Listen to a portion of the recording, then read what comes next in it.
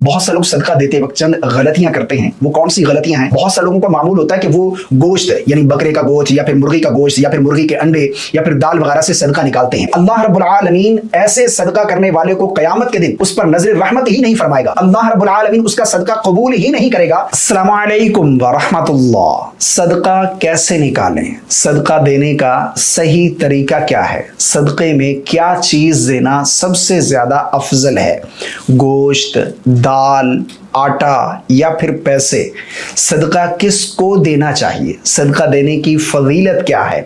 बहुत से लोग सदका देते वक्त चंद गलतियां करते हैं। वो कौन सी गलतियां हैं वो भी आगे चलकर इस वीडियो में मैं आप लोगों के साथ शेयर करूंगा।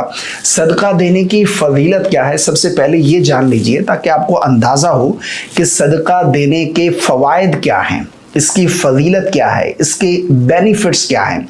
कुतुब अहादीस में सदक़े से मुतालिक बहुत सारी अहादीस मौजूद हैं, लेकिन चंद अहादीस का मफ़हूम मैं आप लोगों के सामने बयान करना चाहता हूं, जिससे आपको मालूम हो कि सदका देने के फ़वाइद क्या हैं, बेनिफिट्स क्या हैं, इसकी फजीलत क्या है। जिस तरह के हदीस पाक का मफ़हूम है, सदका अल्लाह के गज़ब को ठंडा करता है, ये इंसान को बुरी मौत से भी बचाने का सबब बनता है। सदका गुनाहों को इस तरह मिटाता है जैसे पानी आग को बुझा देता है। ये इंसान के आमाल को पाक और दिल को नरम कर देता है। सदका मुसीबतों और बलाओं को दूर करता है, यहाँ तक कि कई आने वाली आफात भी सदक़े की वजह से टल जाती हैं। सदका 70 बलाओं से बचाता है। जो शख्स छुप कर सदका देता है वो अल्लाह के ख़ास साए में होगा। क़यामत के दिन ये अमल उसे सख्तियों से बचाएगा। सदका देने से माल कम नहीं होता बल्कि बढ़ता है। अल्लाह उसमें बरकत डाल देता है और रिज़्क़ के दरवाजे खोल देता है। बीमारियों का इलाज भी सदक़े में रखा गया है। ये जिस्मानी और रूहानी तकलीफों को दूर करने का जरिया बनता है। सदका कब्र की सख्तियों को आसान करता है।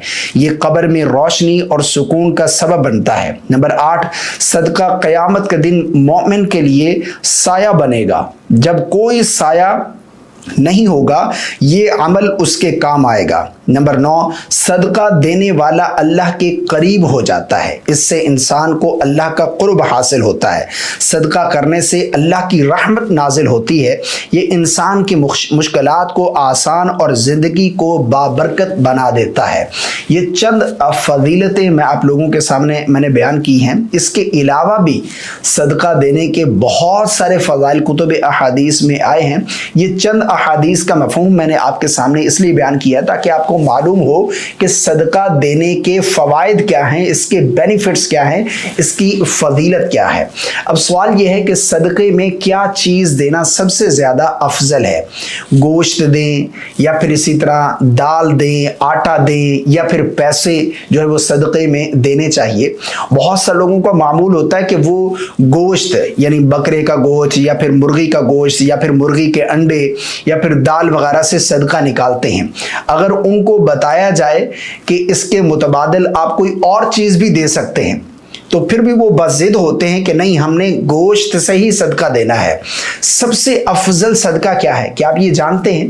नबी करीम सल्लल्लाहु अलैहि वसल्लम का फरमान है जिसका मफ़हूम है कि सबसे अफजल सदका किसी ज़रूरतमंद की ज़रूरत को पूरा करना, ये सबसे अफजल सदका है। यानी किसी को दवाओं की ज़रूरत है, कोई बीमार है उसे मेडिसिन दिला दें, अगर कोई भूखा है उसे खाना खिला दें, किसी को कपड़ों की ज़रूरत है उसे कपड़े दिला दें। यानी सबसे अफजल सदका किसी ज़रूरतमंद की ज़रूरत को पूरा करना है। लेकिन यहाँ पर लोग बज़िद होते हैं कि नहीं, हमें तो किसी आमिल साहब ने बताया है।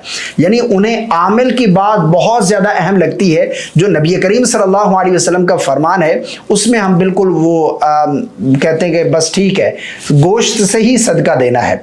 बाज़ लोग जो है वो गोश्त जंगलों में फेंक आते हैं कि यहाँ पर जो है वो जंगली जानवर खाएंगे तो ये सबसे अफजल है, सबसे ज़्यादा बेनिफिट है।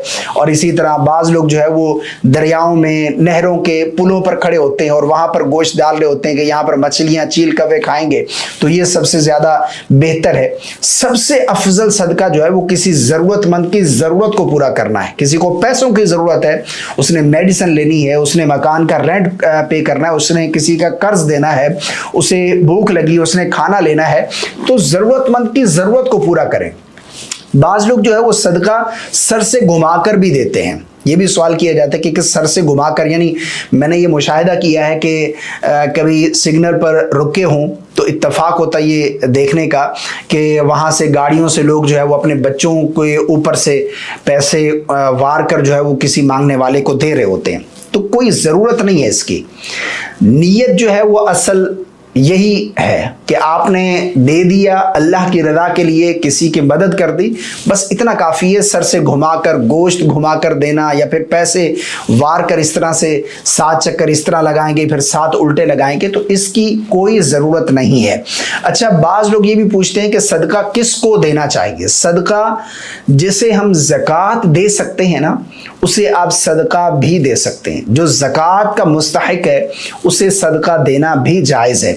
اچھا، یہاں پر ایک اور چیز بھی ہے. سب سے افضل اور بہترین یہ ہے، بہتر یہ ہے کہ آپ کسی اپنے قریبی رشتہ دار کو دیں. نبی کریم صلی اللہ علیہ وسلم کا فرمان ہے کہ کسی عام مسکین پر صدقہ کرنا یہ ایک صدقہ ہے. اگر وہی صدقہ کسی اپنے قریبی کو دیں تو اس پر دوہرا ثواب ہے، یعنی اس پر ڈبل ثواب ہے. ایک تو صدقے کا ثواب اور دوسرا صلہ رحمی کا ثواب.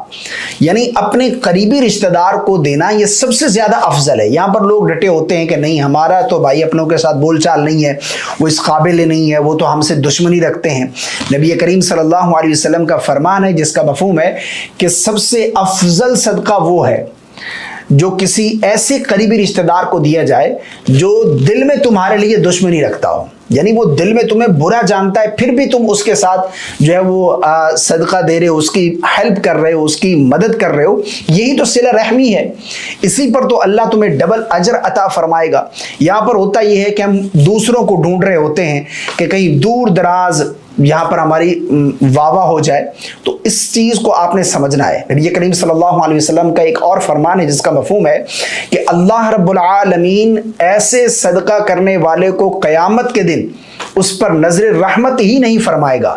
یعنی اللہ رب العالمین اس کا صدقہ قبول ہی نہیں کرے گا جس کے اپنے قریبی محتاج ہوں، یعنی حقدار ہوں، محتاج رحم ہوں، ان کو چھوڑ کر وہ دوسروں کو صدقہ دیتا پھرے. یعنی کسی کے اپنے رشتہ دار، کسی کے اپنے بھتیجے یتیم ہو گئے، کسی کے اپنے جو ہے وہ پڑوسی یتیم ہیں، مستحق ہیں، حقدار ہیں، محلے دار حقدار ہیں، لیکن وہ ان کو چھوڑ کر باہر والوں کو جو ہے وہ دے رہا ہے، تو ایسے شخص کا صدقہ اللہ رب العالمین قبول نہیں فرماتا اور ایسے شخص پر قیامت کے دن اللہ نظر رحمت ہی نہیں فرمائے گا. ہم تو یہاں پر لے کے بیٹھے ہوتے ہیں نا کہ دشمنی ہمارے بھتیجے جو ہے وہ یتیم ہو گئے، تو لیکن وہ تو ہمیں جائیداد کے لیے عدالتوں میں گھسیٹ رہے تھے، تو ہم ان کی ہیلپ کیوں کریں؟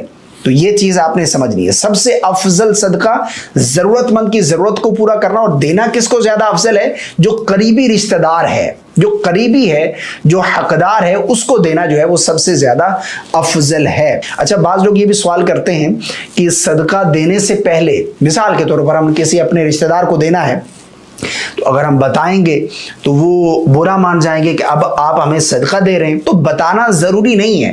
نیت کر لی آپ نے کہ یہ میری طرف سے صدقہ ہے، تو اب آپ اسے گفٹ، ہدیہ، تحفہ جو ہے وہ یہ بھی کہہ کر دے سکتے ہیں کہ میری طرف سے ہدیہ قبول فرما لیں، یہ میری طرف سے جو ہے وہ ایک تحفہ سمجھ کر آپ رکھ لیں.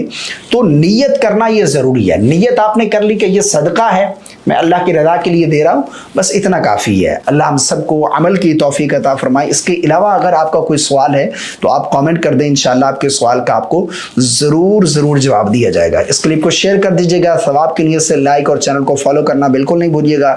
السلام علیکم ورحمۃ اللہ.